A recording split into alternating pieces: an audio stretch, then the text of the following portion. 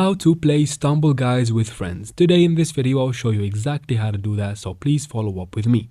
First you need to go to your Play Store or App Store and make sure you have your game updated to the latest version, because this feature of adding friends is not available only in the latest versions. After that you will find the friends category or section right here, so tap on it.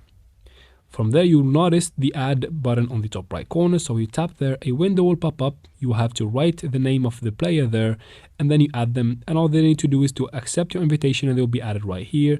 Now you can connect your Facebook to easily find your Facebook friends right here that are currently playing the game. So you just connect it easily like that and you'll find the friends right here. You can add up to 50 friends.